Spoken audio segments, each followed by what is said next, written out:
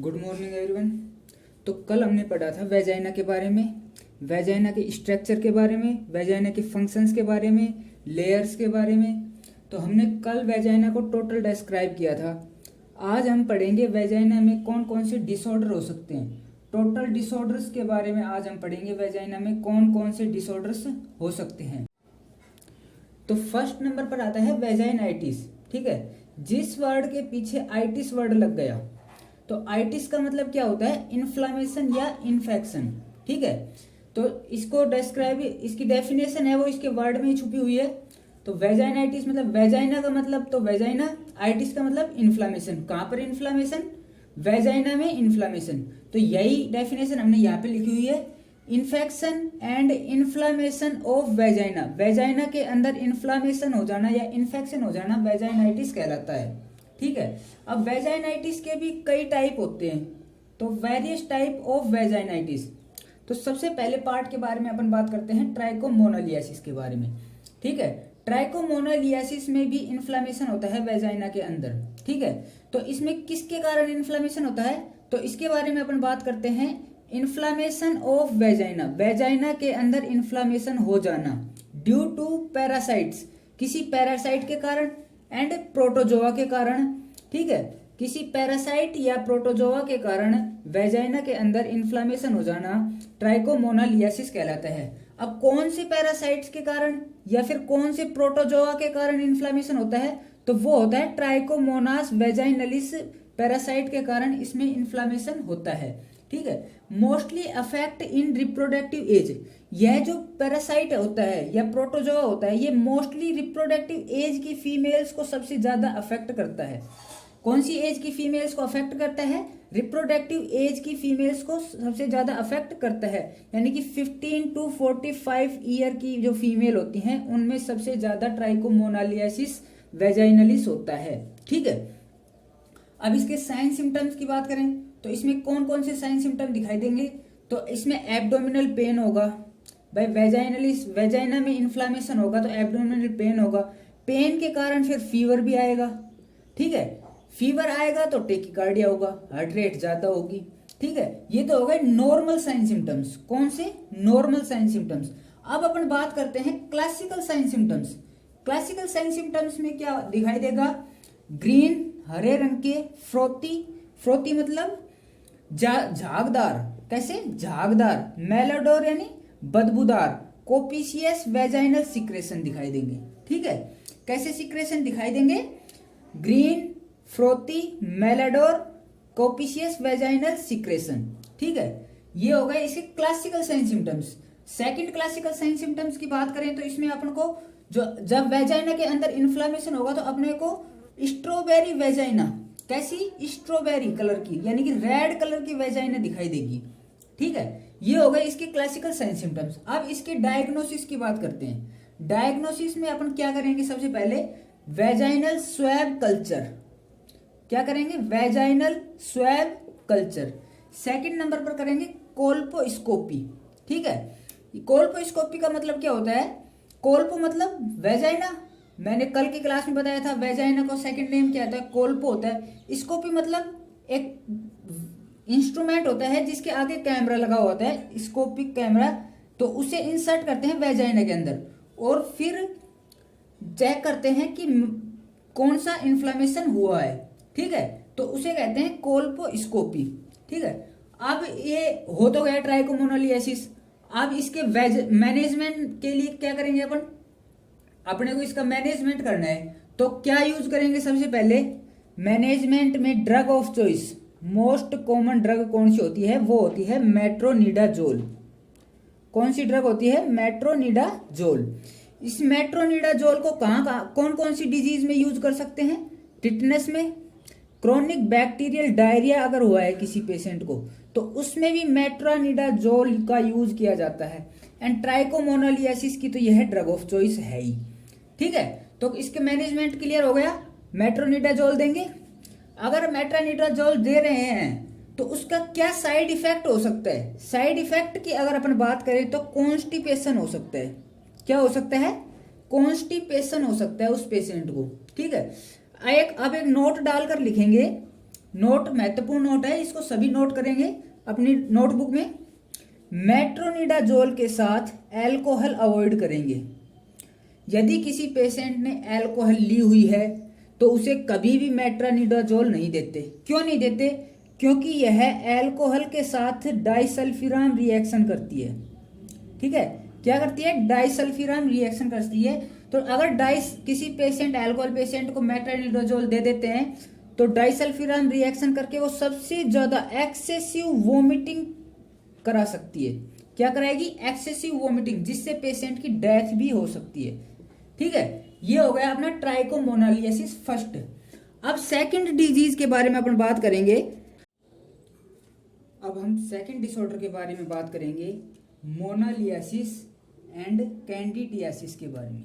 ठीक है, वही बात है कि वेजाइना में इन्फ्लामेशन होता है तो किसकी वजह से होता है? वो इन्फेक्शन होता है विद कैंडिडा एल्बिकेंस की वजह से, जो कि एक फंगस है।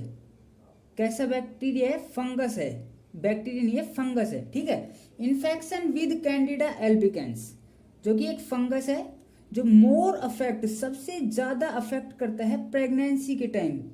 फंगस जो होता है वो सबसे ज्यादा अफेक्ट करता है प्रेगनेंसी के टाइम। प्रेगनेंसी के टाइम सबसे ज्यादा अफेक्ट क्यों करता है तो उसके बारे में बात करेंगे। क्योंकि ड्यूरिंग प्रेगनेंसी, प्रेगनेंसी के दौरान इम्यूनिटी जो होती है वो सप्रेस होती है, इम्यूनिटी कम होती है। उस दौरान यह प्रेगनेंसी के टाइम सबसे ज़्यादा अफेक्ट करता है फंगस जो होता है वो। इसलिए पेशेंट फीमेल होती है वो प्रेगनेंसी के दौरान उसमें मोनालिसिस या कैंडिडियासिस, वेजाइनाइटिस होने के चांस होते हैं। अब नेक्स्ट एक पॉइंट के बारे में बात करेंगे। It is most common opportunistic infection. यह मोस्ट कॉमन अपॉर्चुनिस्टिक इन्फेक्शन होता है। अब अपॉर्चुनिस्टिक इन्फेक्शन का मतलब क्या होता है? अपॉर्चुनिस्टिक इन्फेक्शन का मतलब होता है means infection that occur more frequently. Infection जो होता है लगातार और बार बार, वह इन्फेक्शन जो लगातार और बार बार होता है। एंड और मोर severe in people with weekend immune system. और उन लोगों में यह सबसे ज्यादा होता है जिनकी इम्यूनिटी सबसे कम होती है, कमजोर होती है जिनकी इम्यूनिटी, उन लोगों में यह सबसे ज्यादा होता है। ठीक है, इंक्लूडिंग पीपल विद HIV। इसमें जैसे HIV के लोग होते हैं, HIV के जो पेशेंट होते हैं उनको इसमें शामिल किया गया है। ठीक है, अपॉर्चुनिस्टिक का मतलब समझ में आ गया? इन्फेक्शन जो बार बार एवं लगातार होता है और उन लोगों में सबसे ज्यादा होता है जिनकी इम्यूनिटी कम होती है। ठीक है, उसको अपन अपॉर्चुनिस्टिक इन्फेक्शन बोलते हैं। अब मोनालिसिस एंड कैंडिडियासिस के साइन सिम्टम्स की अगर बात करें तो इसके sign symptoms same as it is किसके जैसे? ट्राइकोमोनालिसिस के जैसे होते हैं। कैसे होते हैं? ट्राइकोमोनालिसिस। एब्डोमिनल पेन होगा, अगर एब्डोमिनल पेन होगा तो पेन की वजह से फीवर आएगा पेशेंट को। ठीक है, फीवर अगर होगा तो टेकिकार्डिया होगा, हार्ट रेट ज्यादा होगी। ठीक है, अब इसके क्लासिकल साइन सिम्टम्स की अगर अपन बात करते हैं तो इसका क्लासिकल साइन सिम्टम वही होता है, ग्रीन कलर के फ्रोती, झागदार एवं मेलेडोर बदबूदार कोपिशियस वेजाइनल सिक्रेशन, वेजाइना से बाहर आएंगे। ठीक है, कैसे सिक्रेशन आएंगे? Green, frothy, malodour and copious vaginal secretion. जो वेजाइना है उसका कलर हो जाएगा स्ट्रॉबेरी कलर का। कैसा हो जाएगा? स्ट्रॉबेरी कलर की वेजाइना हो जाएगी। इसके डायग्नोसिस के अगर बात करें, मोनालिसिस या कैंडिडियासिस के डायग्नोसिस क्या करेंगे तो सेम जो ट्राइकोमोनालिसिस में करते हैं वही करेंगे। वेजाइनल स्वैब कल्चर करेंगे एंड कोल्पोस्कोपी करेंगे। ठीक है, अब बात करते हैं इसके मैनेजमेंट की। मैनेजमेंट में इसके सबसे महत्वपूर्ण बात यह है कि इसके मैनेजमेंट में ड्रग ऑफ चॉइस हम कौन सी देंगे? फ्लूकोनाजोल। फ्लूकोनाजोल देंगे क्योंकि यह फंगस के कारण हो रहा है। ठीक है, कौन सी देंगे? फ्लूकोनाजोल। तो ये हो गया अपना सेकंड नंबर का disorder, moniliasis and candidiasis. Third number के डिसऑर्डर के बारे में हम बात करेंगे तो थर्ड नंबर का डिसऑर्डर है सेनाइल वेजाइनाइटिस या एटोपिक वेजाइनाइटिस। ठीक है, ये जो वेजाइनाइटिस है ये एक डिफरेंट टाइप का वेजाइनाइटिस है, क्योंकि यह जो वेजाइनाइटिस होता है यह एज से रिलेटेड वेजाइनाइटिस है। ठीक है, जैसे जैसे एज अधिक होती जाएगी उस एज में यह वेजाइनाइटिस होता है, ठीक है। जैसे आफ्टर मीनोपोज, मीनोपोज के बाद यह होता है। क्यों होता है? Due to decrease oestrogen, oestrogen hormone कम होगा तो मेंस्ट्रुअल साइकिल एब्सेंट होगी, जिससे यह वेजाइनाइटिस होने के चांस ज़्यादा होते हैं, ठीक है। अगर इस वेजाइनाइटिस में हम बात करें साइन सिम्टम्स की, तो इस वेजाइनाइटिस के साइन सिम्टम्स डिफरेंट है। इसमें पेन होगा एंड बर्निंग सेंसेशन, जलन होगी। कहाँ? इन वेजाइना के अंदर, ठीक है। Pain and burning sensation in vagina, ठीक है। सेकंड नंबर पर आएगा डिस्पैरियूनिया, ठीक है। फोर्थ नंबर पर आएगा risk of UTI, UTI urinary track infection होने के चांस इसमें होते हैं। डिसयूरिया होगा इसमें, ठीक है। अब हम बात करेंगे इसके प्रिवेंशन की। अगर यह सेनाइल वेजाइनाइटिस हो जाता है तो उसका रोकथाम कैसे कैसे कर सकते हैं, ठीक है। तो उसकी रोकथाम के लिए हम करेंगे पेरिनियल हाइजीन को मेंटेन रखेंगे। क्या करेंगे? पेरिनियल हाइजीन को मेंटेन रखेंगे।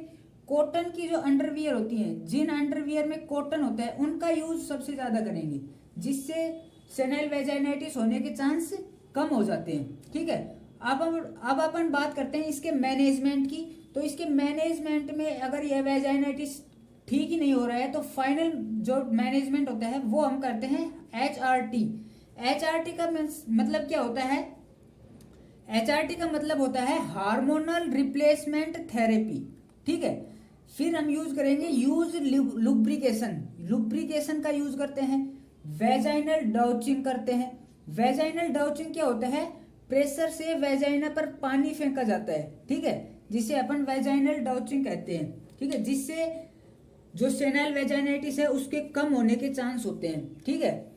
अब हम ड्रग्स यूज करते हैं कौन कौन सी, जो हम वेजाइनल रूट से लेते हैं। टॉपिक से हटकर है थोड़ा, जो वेजाइनल रूट से कुछ ड्रग्स होती हैं जिन्हें हम अभी पढ़ेंगे। तो कौन कौन सी ड्रग्स होती हैं? वो कॉन्ट्रासेप्टिव जो पिल्स होती हैं, कॉन्ट्रासेप्टिव, उन्हें हम वेजाइनल रूट से लेते हैं, ठीक है। सेकंड नंबर की प्रोप्रानोल, प्रोप्रानोल करके एक ड्रग आती है जिसका काम होता है डिक्रीज बीपी, बीपी को डिक्रीज करती है, ब्लड प्रेशर को डिक्रीज करती है, वो भी हम वेजाइनल रूट से लेते हैं। एक जो होती है एंटी फंगल होती हैं, उनका यूज भी हम कैसे करते हैं? वेजाइनल रूट से करते हैं, ठीक है। ये हो गया अपना थर्ड नंबर का सेनाइल वेजाइनाइटिस। अब हम बात करते हैं फोर्थ नंबर पर आता है, कुछ छोटे छोटे ड्रग्स बचे हैं उनके बारे में। तो फर्स्ट नंबर पर आता है एंटेरोसेल, ठीक है। एंटेरोसेल क्या होता है? व्हेन जब small intestine compress the top of vagina, जब स्मॉल इंटेस्टाइन कंप्रेस करती है द टॉप ऑफ वेजाइना को, तो उस कंडीशन को एंटेरोसेल कहते हैं। क्या कहते हैं? एंटेरोसेल। जब स्मॉल इंटेस्टाइन वेजाइना के टॉप, जो स्मॉल इंटेस्टाइन है वो कंप्रेस करती है टॉप ऑफ वेजाइना को, तो उस कंडीशन को एंटेरोसेल कहते हैं। सेकंड नंबर पर आता है रेक्टो वेजाइनल फिस्चुला। तो इसके बारे में पढ़ने से पहले हम ये जानेंगे कि फिस्चुला होता क्या है, ठीक है। तो फिस्चुला के बारे में पढ़ेंगे सबसे पहले। तो abnormal connection between two cavity, दो कैविटी होती हैं कोई भी, जैसे स्टोमक एंड स्मॉल इंटेस्टाइन, उनके बीच में एबनॉर्मल जो कनेक्शन हो जाता है तो उस चीज को हम फिस्चुला कहते हैं, ठीक है। तो रेक्टो वेजाइनल फिस्चुला के बारे में पढ़ेंगे। तो इसमें भी फिस्चुला वर्ड आ गए तो एबनॉर्मल कनेक्शन होगा दो कैविटी के बीच में। तो कौन कौन सी दो कैविटी हैं जिनके बीच में एबनॉर्मल कनेक्शन होगा? तो रेक्टम प्लस वेजाइना के बीच में, ठीक है। किस किस के बीच में? रेक्टम प्लस वेजाइना के बीच में। यही मैंने यहाँ पे लिखा है, abnormal connection between rectum and vagina. Rectum and vagina के बीच में एबनॉर्मल कनेक्शन हो जाना रेक्टो वेजाइनल फिस्चुला कहलाता है।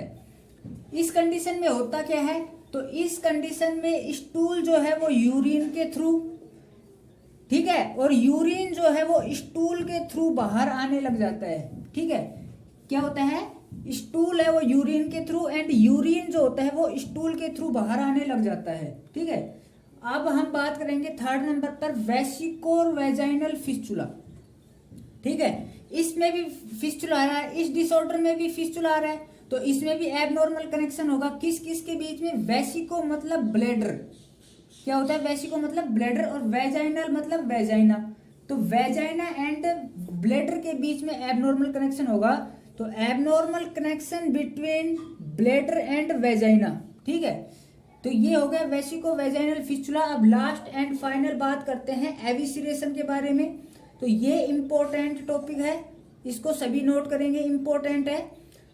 तो एविसरेशन क्या होता है, यदि स्मॉल इंटेस्टाइन या लार्ज इंटेस्टाइन के कंटेंट, ठीक है, यदि स्मॉल इंटेस्टाइन या लार्ज इंटेस्टाइन के कंटेंट जो है वो वेजाइना के थ्रू बाहर आने लग जाते हैं, ठीक है, किसके थ्रू, वेजाइना के थ्रू बाहर आने लग जाए। Direct small intestine and large intestine में जो कंटेंट रहता है, जो फूड रहता है, वो डायरेक्ट रेक्टम के थ्रू ना आकर वेजाइना के थ्रू बाहर आने लग जाए, तो उस कंडीशन को एविसरेशन कहते हैं, ठीक है। ये इंपॉर्टेंट है, ये सभी नोट करेंगे, ठीक है। और यहाँ अपने सभी डिसऑर्डर कंप्लीट हो गए। ये जो नोट्स मैं आपको पढ़ाता हूँ ये बहुत ही, ये नोट सेट लेवल के नोट्स होते हैं, इनको आप उतारना चाहें तो आप उतार भी सकते हैं अपनी नोटबुक में, ठीक है। इनसे बाहर कुछ नहीं आने वाला। तो आज की क्लास हम यहीं समाप्त करते हैं। Thank you.